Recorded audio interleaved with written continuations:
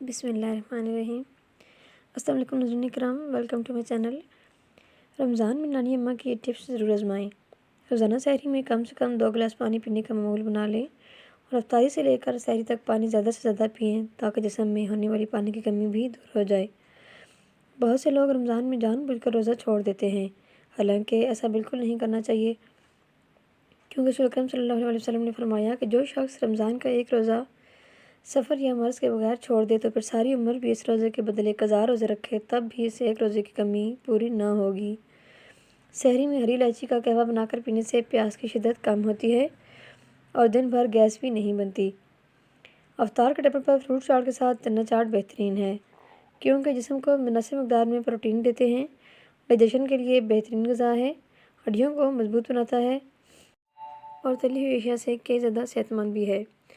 اگر آپ چاہتے ہیں کہ پورے رمضان آپ روزے بھی رکھیں اور تلی اشیاء بھی کھانی ہے آپ نے اور وزن بڑھنے کا بھی آپ کو ڈر ہے، تو افطاری سے کچھ دیر پہلے چہل قدمی ضرور کریں اور شربت منتخب ملنگا کا استعمال کریں۔ افطاری میں آلو بخارے کا شربت پئیں اور افطاری کے بعد چائے کی جگہ گرین ٹی کا استعمال کریں، وزن کبھی نہیں بڑھے گا۔ فروٹ چاٹ ویسے تو ہر گھر میں بنتی ہے، اس لیے فروٹس کو محفوظ کرنے کے لیے اس پر لیموں کا پانی چھڑک دیں، فروٹ کافی عرصے تک محفوظ اور ترتازہ بھی رہے گا۔ افطاری میں خربوزے کا استعمال لازمی کریں۔ رمضان میں تیزابیت، سینے کی جلن اور قبض کے لیے یہ بہت بہترین غذا ہے۔ افطاری کا آغاز کھجور اور تھوڑے سے پانی سے کریں۔ کھجور غذائیت سے بھرپور ہے، دل اور معدے کو طاقت دیتا ہے، اس کے علاوہ جسم میں خون کی کمی اور آئرن کی کمی کو بھی دور کرتا ہے۔ افطار میں تلی ہوئی اشیاء کے بجائے پھلوں کا استعمال کریں، اپنے آپ کو بہت فٹ رکھ سکیں گے۔ رمضان کے بابرکت مہینے کا مطلب صرف بھوکا پیاسا رہنا یا کھانا نہ کھانا نہیں ہے، بلکہ اس مہینے میں دوسروں کا احساس کرنا چاہیے، برے کاموں سے دور رہنا چاہیے اور نیکی کے کام آنا چاہیے۔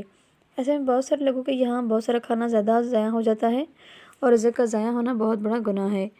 ان طریقوں پر عمل کر کے آپ اپنے کھانے کو ضائع ہونے سے محفوظ کر سکتے ہیں۔ اگر آپ کے پاس ایک وقت کھانا بچ جائے تو اس کو فریزر میں اچھے سے جما دیں تاکہ بعد میں کھانا آپ کے کام آ سکے، یا اس کھانے کو کسی غریب کو دے دیں، آپ کے ذریعے کسی غریب کا پیٹ بھر جائے گا۔ افطار کی بچی ہوئی اشیاء چاول، گوشت جیسی چیزیں بآسانی فریز کی جا سکتی ہیں اور اگلے دن بچوں کو دی جا سکتی ہیں جو بچے روزہ نہیں رکھتے۔ اور اگر گوشت بچ جائے تو آپ اگلے دن اس میں چاول ڈال کے بریانی بھی بنا سکتے ہیں، گوشت بھی ضائع نہیں ہوگا اور ایک نئی ڈش بھی آپ کے لیے تیار ہو جائے گی۔ رمضان کے دنوں میں افطار ضرور اپنے پڑوسیوں کے گھر بھیجیں، اور اگر آپ کے آس پاس کے لوگوں میں کوئی ضرورت مند ہے تو اس کو روزانہ تھوڑا افطار بھیج دیا کریں، اور اگر آپ فطرانہ جلدی دے دیں گے تو کئی ضرورت مند عید سے پہلے اپنی کئی خواہشیں پوری کر سکیں گے، جیسے کپڑے، کھانا وغیرہ۔ ان سب باتوں کا خیال رکھیے۔ پلیز ویڈیو کو لائک کرنا مت بھولیے گا، چینل کو ضرور سبسکرائب کر دیجیے۔ Thanks for watching.